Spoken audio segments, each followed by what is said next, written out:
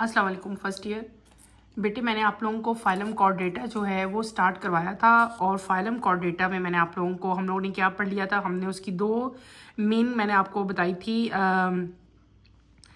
कि हम उनको जो फाइलम कॉर्डेटा था उसके मेन फीचर्स हमने पढ़े थे। फिर मैंने आपको क्या बताया था, मैंने बताया था कि कॉर्डेटा को हम टू मेजर ग्रुप्स में डिवाइड करते हैं। बेटे आपको इसकी क्लासिफिकेशन की समझ आनी चाहिए, पता होना चाहिए। मैं दोबारा रिपीट कर रही हूँ, कॉर्डेटा को हमने दो मेजर ग्रुप्स में डिवाइड किया था।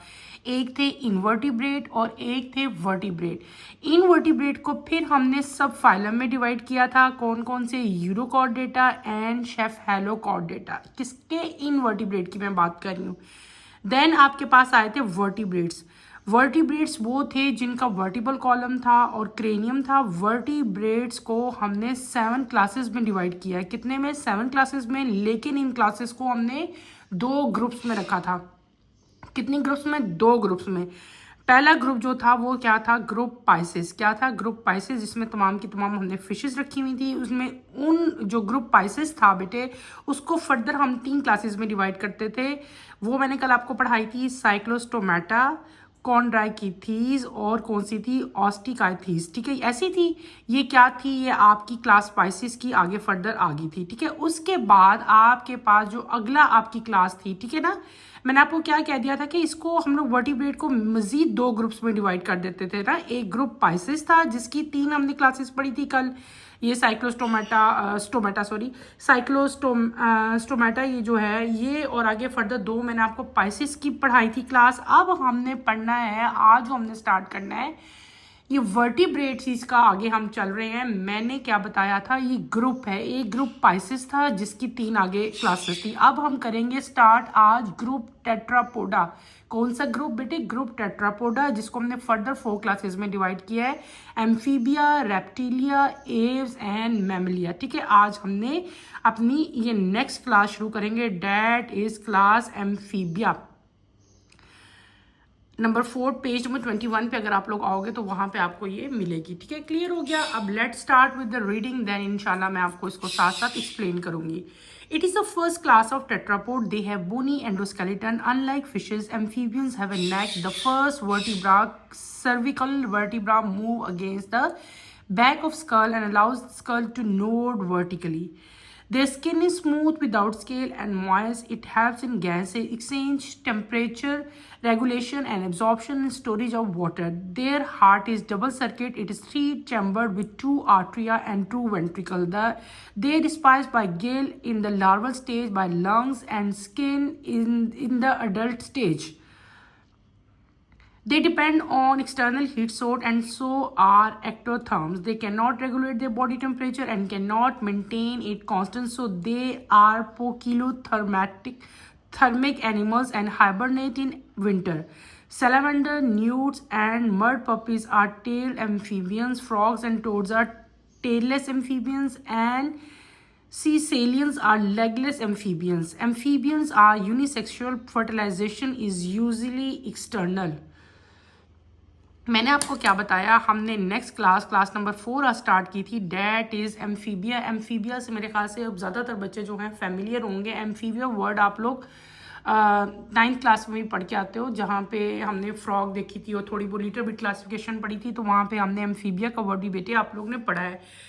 एम्फीबिया जो है ये फर्स्ट क्लास है किसकी? टेट्रापोडा की। ठीक है, मैंने आपको बताया था कि हमने दो मेजर ग्रुप्स बना दिए थे वर्टिब्रेट्स के। ठीक है, एक तो ग्रुप पाइसिस था, एक ग्रुप कौन सा था? टेट्रापोडा। अब टेट्रापोडा का आगे हम फर्दर जो है उसकी क्लासेस आज पढ़े हैं। ठीक है, टेट्रापोडा के जो ऑर्गेनिजम्स हैं आगे उनको हम क्या कहेंगे? टेट्रापोड्स। पहली क्लास है क्लास एम्फीबिया। फर्स्ट क्लास है किसकी? टेट्रापोड्स की। They have bony endoskeleton. इनका जो एंडोस्केलेटन है वो बोनी है, यानी कि इनके अंदर बोन्स प्रेजेंट है। फिशेस, जिस तरह फिशेस की नेक नहीं होती, लेकिन इस क्लास में क्या आ गया? एम्फीबियंस की जो है वो नेक है, सर्विकल वर्टिब्रा है, और ये जो है against the back of the skull जो है ये मूव करते हैं और अपने स्कल को जो है ये वर्टिकली मूव कर सकते हैं। इनकी स्किन बेटे स्मूथ होती है, स्किन के ऊपर जो है वो स्केल्स प्रेजेंट नहीं होते, और इनकी स्किन क्या रहती है? मॉइस्ट रहती है। ठीक है, मॉइस्ट जो इनकी स्किन जो मॉइस्ट है उसका एक रीज़न है कि मतलब अगर मॉइस्ट है तो क्यों है, वाई? हमारी स्किन तो जिस तरह ड्राई होती है ना, it helps in gas exchange, temperature regulation, absorption and storage of water. यानी कि इनकी जो स्किन जो मॉइस्ट रहती है उसके पर्पस है कि वो जो स्किन है उससे गैस एक्सचेंज भी हो रही है, उससे टेम्परेचर रेगुलेट भी हो रहा है, एब्जॉर्प्शन भी हो रही है और स्टोरेज ऑफ वाटर भी हो रही है। Their heart is double circuit, ठीक है, उनका हार्ट जो है वो डबल सर्किट है। इट इज़ 3 चैम्बर, उस हार्ट के 3 चैम्बर हैं, 2 आर्टरिया और 1 वेंट्रिकल। आपने ये बात याद रखनी है। यानी कि अब हम लोग जा रहे हैं आहिस्ता आहिस्ता।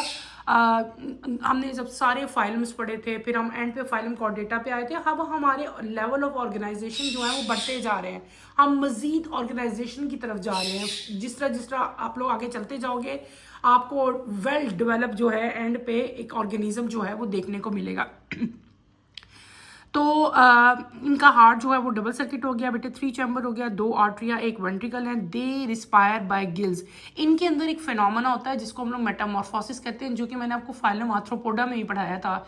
जिस तरह की एग्जांपल आप ले सकते हो, फ्रॉग है, फ्रॉग जो है वो पानी में अंडे देता है, ठीक है, दे ले एग, उसके बाद जो है टेडपोल निकलते हैं, टेडपोल के बाद जो है वो फ्रॉग में जो है वो डेवलप होते हैं। तो जो पूरा इनका जो स्टेज है फ्रॉम एक्स से जो है वो जो टेडपोल है, टेडपोल के भी 2-3 फिजिकल उसकी जब अगर आप शेप्स देखोगे ना तो टेडपोल के अंदर भी चेंजेस आती हैं। बहुत बारीक होता है और लंबी सी टेल होती है, फिर आहिस्ता थोड़ी टेल छोटी हो जाती है, डायमीटर ज़्यादा हो जाता है। मैं कोशिश करती हूँ कि मैं आपको दिखा सकूँ उसका पूरा जो एक साइकिल है मेटामॉर्फोसिस का इन फ्रॉग। तो उसमें क्या है कि जब ये पूरे इसके फेजेस चल रहे होते हैं, एम्ब्रियोनिक फेजेस जो हैं, यानी कि जो मेटामॉर्फोसिस चल रही होती है, तो बेटे उस केस में जो फ्रॉग है या दूसरे इसके ऑर्गेनिज्म है एम्फीबिया के, ये रिस्पायर करते हैं किससे? By gills. यानी कि वो जो स्टेज है उनकी ग्रोथ का, उनकी डेवलपमेंट का जो स्टेज है उसको हम लोग क्या कहते हैं? लार्वल स्टेज कहते हैं ना। यानी कि लार्वा है, वो लार्वा से फिर टेडपोल बनेगा, टेडपोल से जो है वो फ्रॉग बनेगा। तो वो उस स्टेज में ये गिल से रिस्पायर करते हैं। जब थोड़े सारे अडल्ट होते हैं तब ये लंग से रिस्पायर करते हैं, और जब वो बिल्कुल अडल्ट हो जाते हैं तो बेटे ये किससे रिस्पायर करते हैं? ये करते हैं स्किन से भी रिस्पायर। क्लियर हो गया? पहले गिल्स हैं, लंग्स भी हैं और इन द एंड क्या है? स्किन भी है। फिर आपकी चीज़ मैंने क्या बताई? They depend on external heat. ये एक्सटर्नल हीट पे डिपेंड करते हैं, इसलिए इनको क्या कहते हैं? एक्टोथर्म्स कहते हैं। ये अपनी बॉडी का टेम्परेचर जो है वो रेगुलेट नहीं कर सकते, मेंटेन नहीं कर सकते, उसे कांस्टेंट नहीं रख सकते। इस तरह के एनिमल्स को जो अपनी बॉडी का टेम्परेचर रेगुलेट नहीं कर सकते और मेंटेन नहीं रख सकते, इस तरह के तमाम लिविंग ऑर्गेनिजम्स को बेटे क्या कहते हैं? पोक्यो या पोकिलोथर्मिक जो है उनको एनिमल्स कहा जाता है। इस तरह के एनिमल जो हैं वो विंटर में हाइबरनेट करते हैं। कॉमन एग्जांपल इनकी जो है सैलामेंडर, न्यूट, मड पपीज जो हैं, ये एग्जांपल है टेल्ड एम्फीबियंस की, यानी कि इनकी टेल्स जो हैं वो होती हैं। और दूसरी एग्जांपल फ्रॉग और टोड जो है उनकी वो टेललेस एम्फीबियंस हैं, यानी कि उनकी टेल्स नहीं होती। इसके अलावा सेसिलियंस जो हैं वो लेगलेस एम्फीबियंस हैं। एम्फीबियंस यूनिसेक्सुअल हैं। फर्टिलाइजेशन इसमें जो है वो क्या होती है? एक्सटर्नल होती है। 3 तरह की, देखो अब हमने इनकी एग्जाम्पल्स भी मैंने बता दी 3 डिफरेंट कैटेगरीज में। एक वो थे जो कि टेल जिनकी प्रेजेंट थी, टेल्ड एम्फीबियन। टेल्ड एम्फीबियन की एग्जाम्पल्स कौन सी थी बेटे? उनकी एग्जाम्पल्स थी salamander, newt and mud puppies. फिर मैंने बताया था जिनकी टेल नहीं होती, कॉमन एग्जांपल उनकी कौन सी थी? यानी कि टेललेस जो एम्फीबियंस है उनकी कॉमन एग्जांपल क्या थी? Frog and toad. और दूसरी क्या थी? सिसिलियंस। सिसिलियंस वो हैं जिनकी लेग्स भी नहीं होती, ठीक है। तो ये यूनिसेक्सुअल है। फर्टिलाइजेशन यहाँ पे क्या होती है? एक्सटर्नल होती है। हमने क्या पढ़ ली? हमने आज क्लास एम्फीबियन जो है वो कंप्लीट कर ली। पहले क्या बताया था? क्लास टेट्रापोडा है, बोनी एंडोस्केलेटन है, सर्विकल वर्टिब्रा जो है वो प्रेजेंट है, अपने स्कल को जो है वर्टिकली मूव कर सकते हैं। स्किन इनकी स्मूथ होती है जो कि मॉइस्ट होती है। और मॉइस्ट स्किन का क्या फ़ायदा है, क्या उसका मकसद क्या होता है? It help in gas exchange, temperature regulation, absorption and storage of water. Heart is double circuit, consist of 2 arteria and 1 ventricle. They respire by gills, by lungs and by skin. They depend on external heat, so they are called ectotherms. दूसरी मैंने क्या बताई थी कि अपनी body का temperature regulate नहीं कर सकते, इसलिए इनको हम लोग क्या कहते हैं? थर्मिक एनिमल्स कहते हैं, दे हाइबरनेट इन विंटर। और मैंने बताया था कि मेटामॉर्फोसिस का प्रोसेस भी जो है वो इनके अंदर होता है। इनकी जो क्लास आगे एग्जांपल्स थी उनको हमने 3 फर्दर कैटेगरीज में डिवाइड कर दिया था। एक वो जो कि टेल्ड एम्फीबियन थे, एक टेललेस एम्फीबियन, और एक कौन सा हमने कर दिए थे जो कि लेगलेस एम्फीबियंस थे। एम्फीबियंस यूनिसेक्सुअल हैं, फर्टिलाइजेशन यहाँ पे क्या होती थी, एक्सटर्नल होती थी। नेक्स्ट पेज पे आओ, अगर आप लोग आओ और इसके बिल्कुल स्टार्ट पे आप लोग देखो तो यहाँ पे आपको एग्जाम्पल दी हुई है। पहली एग्जाम्पल आपको दी हुई है सैलेमेंडर की,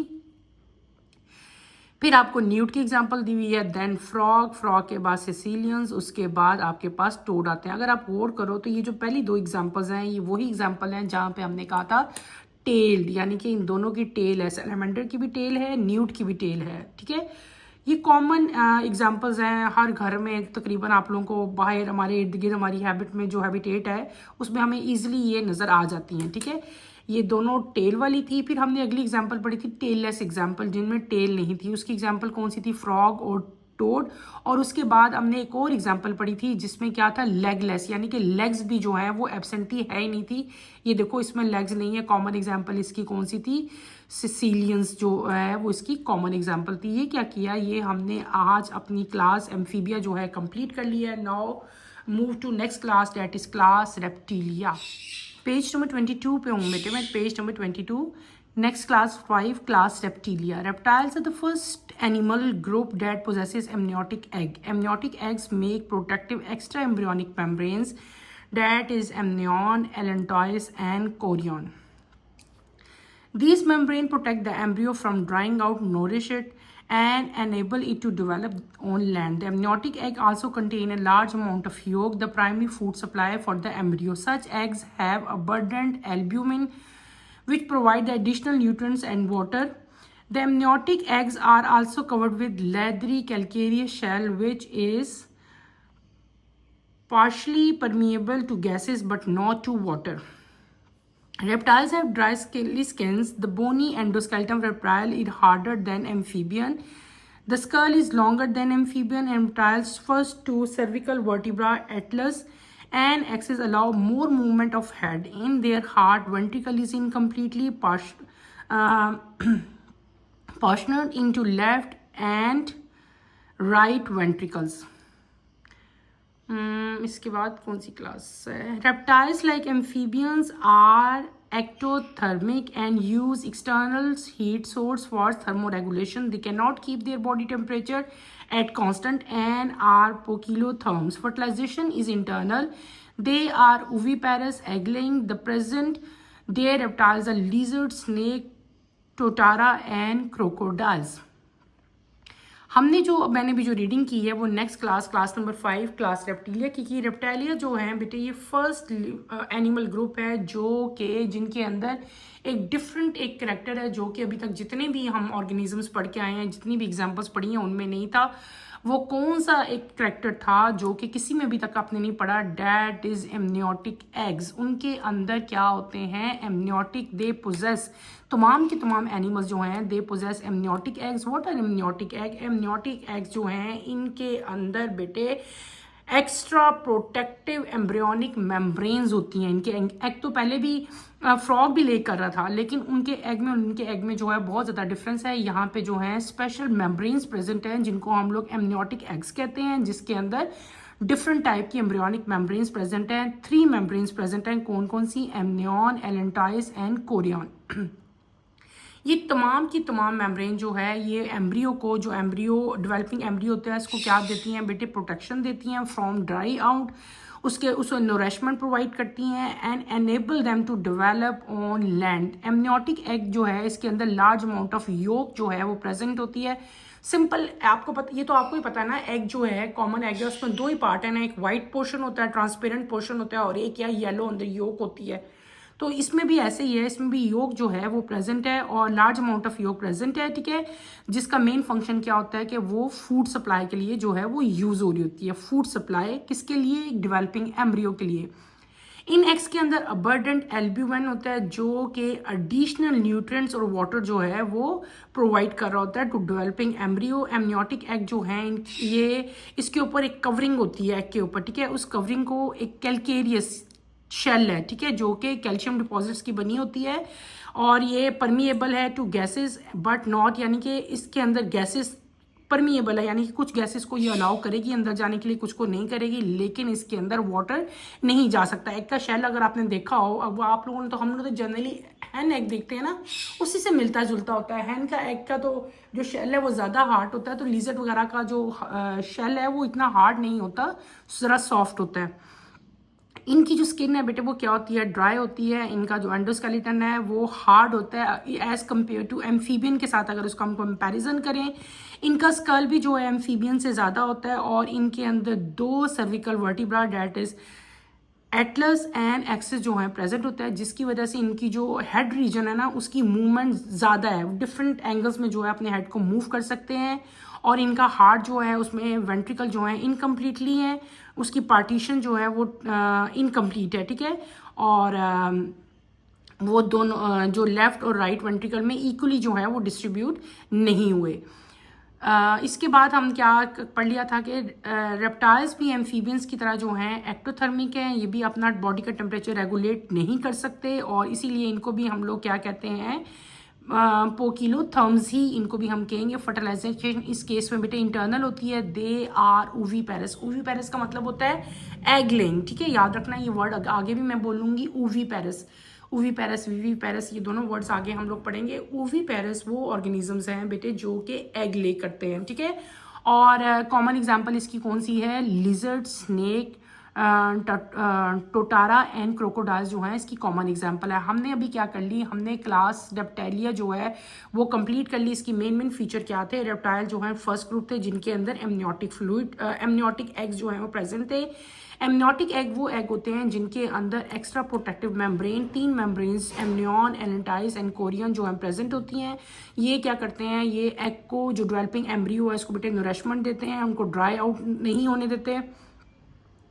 और दूसरा क्या है कि इनके एग के अंदर large amount of yolk as well as albumin जो है वो प्रेजेंट होती है, जो उनका मेन फंक्शन क्या है कि वो डेवलपिंग एम्ब्रियो को फूड सप्लाई करते हैं। फिर क्या है कि उनका जो एमनियोटिक एग है वो कैलकेरियस शेल है, उस शेल से जो है वो कवर है, जो कि पार्शली परमिएबल है गैसेस के लिए और वाटर को अलाउ नहीं करती टू मूव इन।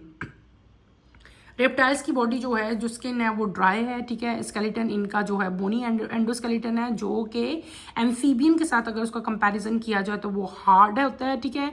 इनकी जो नेक है उसमें ज़्यादा मूवमेंट है क्योंकि उसमें 2 सर्विकल जो हैं वो प्रेजेंट है।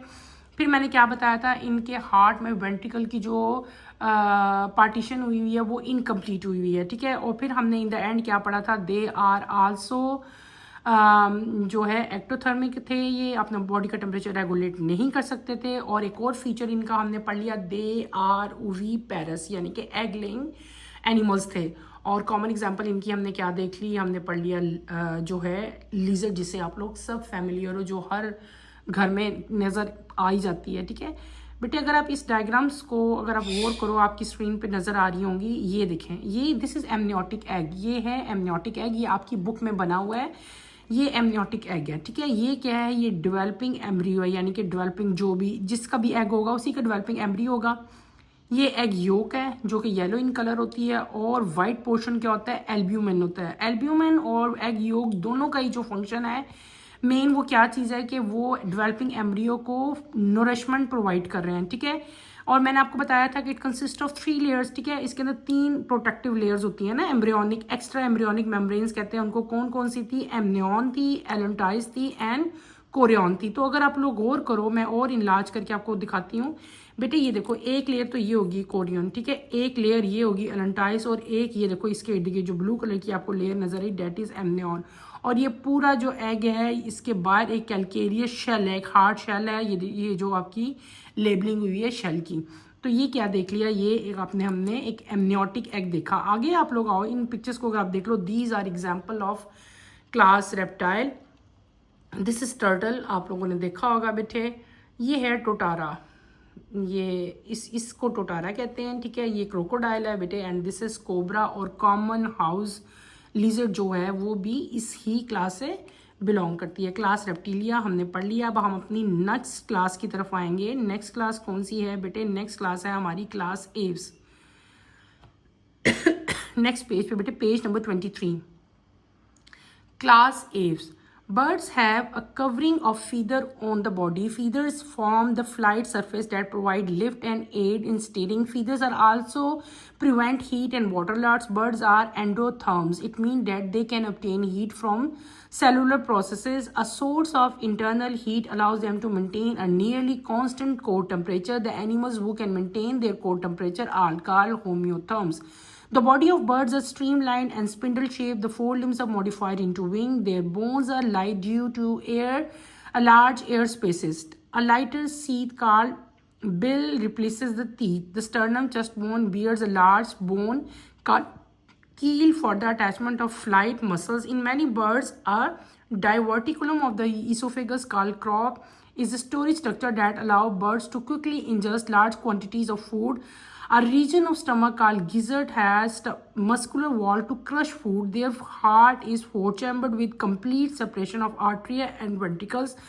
Birds have much developed nervous system. Vision and hearing are important senses for most birds. Their external nards open in pharynx through nasal passageway. Their pharynx lead to trachea and then bronchi. The organ of voice called syrinx is situated at the lower end of trachea.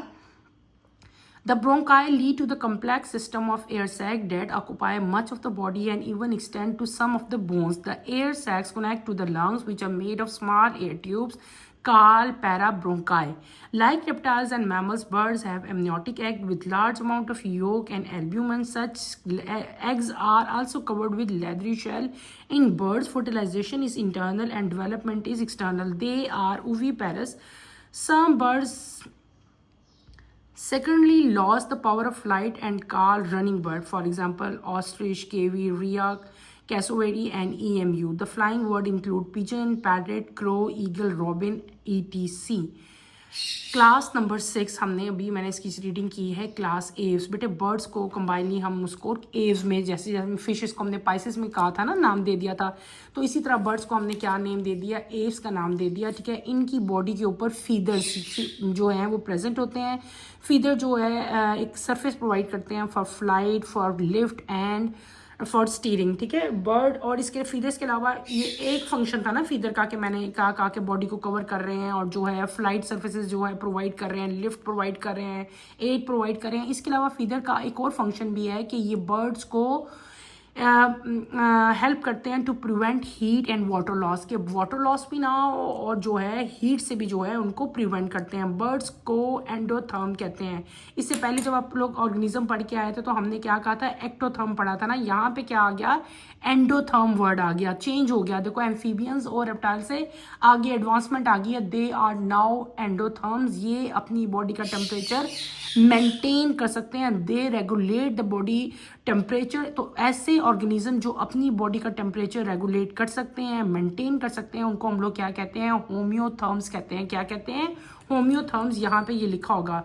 तो ये देखो अब reptiles के बाद new चीज़ शुरू होगी. Reptiles तक आपने पढ़ा, रेप्टाइल और एम्फीबियन में आपने पढ़ा था कि वो अपनी बॉडी का टेम्परेचर मेंटेन नहीं कर सकते, और यहाँ पे आप लोग क्या देख रहे हो कि ये अपनी बॉडी का टेम्परेचर मेंटेन कर सकते हैं. तो ऐसे तमाम ऑर्गेनिजम्स जो अपनी बॉडी का टेम्परेचर मेंटेन कर सकते हैं उनको हम लोग क्या कहते हैं, होम्योथर्म्स कहते हैं. इनकी बॉडी जो है स्ट्रीमलाइन है और स्पिंडल शेप होती है. इनके हाइंड लिम्स हैं, फोर लिम्स भी हैं, लेकिन इनके जो बेटे फोर लिम्स हैं वो मॉडिफाइड होते हैं इनटू विंग्स, यानी कि दो जो बड़े बड़े पर हैं जिनसे ये फ्लाई भी करते हैं वो मॉडिफाइड है. क्या किस चीज़ की मॉडिफिकेशन है, वो मॉडिफिकेशन है बेटे इनके यानी कि फोर लिम्स की. ठीक है, fore limbs are modified into wings. Bones इनकी लाइट होती हैं, उनके अंदर लार्ज एयर स्पेसेस प्रेजेंट होते हैं ताकि वो फ्लाई कर सकें. ठीक है, और इनकी जो बीक है, इनकी बीक होती है, आपने कभी देखी हो, वो बर्ड्स तो सबने देखे होते हैं लोगों ने, बल्कि घरों में भी बर्ड्स रखे होते हैं. तो बर्ड्स की जो बीक है, बीक के अंदर जो है टीथ प्रेजेंट नहीं होते बल्कि लाइटर एक सीट प्रेजेंट होती है जिसको हम लोग क्या कहते हैं, बिल कहते हैं. यानी कि टीथ नहीं होंगे, उसके अंदर क्या होगा, बिल होंगे. ठीक है, चेस्ट कैविटी जो है इनकी बड़ी सारी होती है, उसमें एक बोन प्रेजेंट है चेस्ट कैविटी में, स्टर्नम है, जिसको हम लोग कील कहते हैं, जिसका मेन फंक्शन क्या होता है कि वो उसके साथ फ्लाइट मसल जो है उस बोन के साथ अटैच होते हैं. सेंटर में बोन जो प्रेजेंट है, ठीक है, स्टर्नम यानी कि चेस्ट बोन के साथ एक प्रेजेंट है बोन जिसको हम कील कहते हैं. कील के साथ क्या अटैचमेंट होती है, विंग्स की. फिर हम आते हैं इसके डाइजेस्टिव सिस्टम के. डाइजेस्टिव सिस्टम में अगर आप लोग देखो तो बर्ड्स में ईसोफेगस के साथ एक चीज़ एक डिफरेंट ऑर्गन है जो कि आगे आपको मैमल्स में या पीछे आप रेप्टाइल्स में भी जा रहे हो तो वहाँ पे भी आपको देखने को नहीं मिलता। तो इनके डाइजेस्टिव सिस्टम में एक स्पेशल ऑर्गन प्रेजेंट होता है जिसको हम लोग कहते हैं क्रॉप। क्या करते हैं? क्रॉप कहते हैं। क्रॉप बेसिकली एक स्टोरेज स्ट्रक्चर है जिसमें ब्लड जो है वो लार्ज अमाउंट ऑफ फूड जो है वो स्टोर कर लेता है। अगर आपके घर में कभी बर्ड्स हों तो शायद आप लोगों ने कभी नोट किया हो कि बर्ड जो हैं जब वो दाना खा रहे होते हैं ना, कोई भी चीज़ खा रहे होते हैं, तो उनकी गर्दन जो है नीचे से लटक जाती है, फूल जाती है। तो वो क्या है? वो उनका एक क्रॉप है, एक बैग लाइक स्ट्रक्चर होता है जिसके अंदर सारा जो जितना भी उनकी फूड होती है वो स्टोर हो जाती है। फ्रॉम टाइम टू टाइम फिर वो क्या करते हैं, उसको आहिस्ता आहिस्ता करके जो है वो डाइजेस्ट कर लेते हैं, यानी कि इनगल्फ ज़्यादा कर लेते हैं और वो क्रॉप के अंदर जो है बेटे स्टोर हो जाता है। फिर उसके बाद कोई फिर आहिस्ता आहिस्ता जो है वो डाइजेशन का प्रोसेस शुरू होता है। स्टमक का एक स्टमक में भी एक डिफरेंट ऑर्गन प्रेजेंट है, डेट इज़ नॉन एज गिजर्ट। गिजर्ट का मेन फंक्शन क्या होता है कि मस्कुलर वॉल जो उसकी हैं वो फूड को क्रश करने के जो है काम आती हैं। ये तो हमारा हो गया डाइजेस्टिव सिस्टम। अब हम आते हैं toward circulatory system. Their circulatory consists of heart. Heart is four-chambered heart with complete separation of arteria and ventricle, यानी कि आर्ट्रिया और वेंट्रिकल दोनों एक दूसरे से सेपरेट हैं। ठीक है, इनके अंदर वेल डेवलप्ड नर्वस सिस्टम जो है बेटे वो प्रेजेंट है। ठीक है, विजन और हेयरिंग ये दोनों सेंसेस इनके जो हैं बहुत ज़्यादा मतलब बहुत अच्छा फंक्शन जो है परफॉर्म कर रहे होते हैं। कौन कौन से मैंने बताया? एक सेंस ऑफ हेयरिंग और एक सेंस ऑफ विजन। और जो इनका एक्सटर्नल नेड्स हैं वो ओपन होते हैं into the pharynx through nasal passageway. Nasal passageways हैं जो कि इनकी बी के बिल्कुल ऊपर होते हैं। और ये फेरिंग्स जो है ये फिर ट्रैकिया में, ट्रैकिया के बाद ब्रोंकाई में जो है वो खुलता है, यानी कि रिस्पायरेटरी सिस्टम भी यहाँ पे जो है वो डेवलप होना शुरू हो जाता है। इसके अलावा इनका जो वॉइस ऑर्गन है उसका नाम जो ऑर्गन है जैसे वॉइस प्रोड्यूस होती है बर्ड्स की डिफरेंट तरह की वॉइस है ना, सुनते ही हो आप लोग। तो जो इनकी वॉइस जो प्रोड्यूस होती है उसमें क्या है कि एक स्पेशल ऑर्गन प्रेजेंट है जिसको हम लोग क्या कहते हैं? सेरिंग्स। क्या कहते हैं? सेरिंग्स। और सेरिंग्स कहाँ प्रेजेंट होता है? बिल्कुल lower end of trachea. Trachea के बिल्कुल नीचे जो है इनका ऑर्गन ऑफ वॉइस प्रेजेंट होता है, that is known as syrinx. ठीक है, और ये क्या करते हैं और जो ब्रोंकाई हमने पहले पढ़े थे, ब्रोंकाई जो है complex system of air sacs हैं और जो कि एक्सटेंड होते हैं सम ऑफ द बोन्स भी। Air sacs connect to the lungs और यहाँ पे जो हैं फिर आगे फर्दर जो ब्रोंकाई है वो डिवाइड हो जाएंगी किसमें? पैरन ब्रोंकाई में। छोटी ट्यूब्स बड़ी थी तो ब्रोंकाई और छोटी होगी तो पैरा ब्रोंकाई, यानी कि रिस्पायरेटरी सिस्टम जो है एव्स में बर्ड्स में ही बेटे डेवलप हो जाता है उसी तरह। यानी कि फेरिंग्स आया, फेरिंग्स के बाद क्या? ट्रैकिया, ट्रैकिया के बाद ब्रोंकाई, आगे ब्रोंकाई जो है एयर सैक्स हैं। ठीक है, और वो फर्दर आगे मजीद उनकी जो है वो डिवीजन हो जाती है और वो पैरा ब्रोंकाई बन जाते हैं। और यहाँ पे ही बिल्कुल रिस्पायरेटरी सिस्टम जब आप पढ़े होते हैं तो एंड ऑफ ट्रैकिया जो है इनका वॉइस ऑर्गन भी जो है that is known as syrinx भी प्रेजेंट होता है। क्लियर हो गया? ये हमने क्या पढ़ लिया? ये हमने पढ़ लिया इनका रिस्पायरेटरी सिस्टम।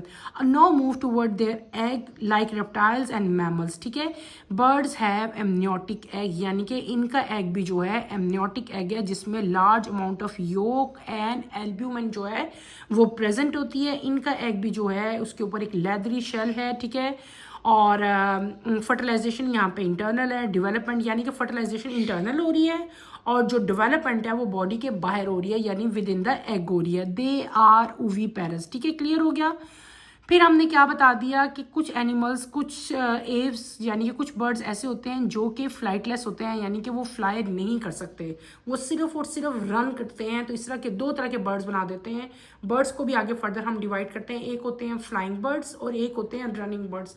रनिंग बर्ड्स बेटे वो हैं जो कि फ्लाई नहीं कर सकते। उनकी कॉमन एग्जांपल कौन सी है? One of the main common example is ostrich. शुतुरमुर्ग जो है ऑस्ट्रिच, आप लोगों ने अक्सर देखा होगा, ऑस्ट्रिच जो है वो फ्लाई नहीं कर सकता, वो सिर्फ रनिंग कर सकता है। इसके अलावा केवी, रिया, कैसोवेरी एंड ईएमयू ये तमाम के तमाम रनिंग बर्ड्स हैं। और जब हम फ्लाइंग बर्ड्स की बात करते हैं तो फ्लाइंग बर्ड में आपके पास पिजन आता है, पैरेट आता है, क्रो, ईगल एंड रॉबिन जो है वो सब इसकी फ्लाइंग बर्ड की जो है एग्जाम्पल्स हैं। एव्स मैंने आपको कंप्लीट करवा दिया। मेन फीचर्स इसके हम दोबारा एक दफ़ा रिकॉल कर लेते हैं। हमने क्या कहा कि इनकी बॉडी के ऊपर जो है बेटे फीदर प्रेजेंट थे। पहली चीज़, फीदर का मेन फंक्शन क्या था? इनकी बॉडी को प्रिवेंट कर रहे थे वाटर लॉस और हीट से। और दूसरी चीज़ क्या थी कि ये फ्लाइट में जो है इनको हेल्प आउट कर रहे थे। फिर हमने क्या कहा था? ब्लड जो हैं दे आर एंडोथर्म्स, ये अपनी बॉडी का टेम्परेचर मेंटेन कर लेते हैं। रेगुलेट कर लेते हैं, तो इनको क्या कहते हैं, होम्योथर्म्स कहते हैं। क्लियर हो गया। फिर मैंने क्या बताया था कि इनकी बॉडी स्ट्रीम लाइन और स्पिंडल शेप है, इनके फोर लिम्ब जो हैं वो मॉडिफाइड हैं इनटू विंग्स, ठीक है, और विंग्स हेल्प करते हैं इनको फ्लाइट में। फिर मैंने क्या बताया था, इनकी बोन जो है वो लाइट हैं, क्यों, क्योंकि उनके अंदर जो है एयर स्पेसिस प्रेजेंट है। इसके अलावा मैंने बताया था लाइटर सीथ काल बिल, इनकी बी के अंदर जो है वो ट्रू टीथ प्रेजेंट नहीं होते, बल्कि टीथ से रिलेटेड थोड़ा सा सॉफ्ट सा स्ट्रक्चर होता है जिसको हम लोग क्या कहते हैं, कील कहते हैं। उसके अलावा एक और चीज़ थी, जब हमने डाइजेस्टिव सिस्टम पढ़ा था तो बिफोर ईसोफेगस से पहले एक स्टोरेज स्ट्रक्चर था जिसको हमने क्रॉप का नाम दिया था। क्रॉप में क्या था कि वो स्टोरेज ऑर्गन था, वहाँ पे बहुत ज़्यादा फूड जो है उसकी क्वांटिटी को वो स्टोर कर लेते हैं और फ्राइम टाइम टू टाइम जो है फिर डाइजेशन होती रहती है।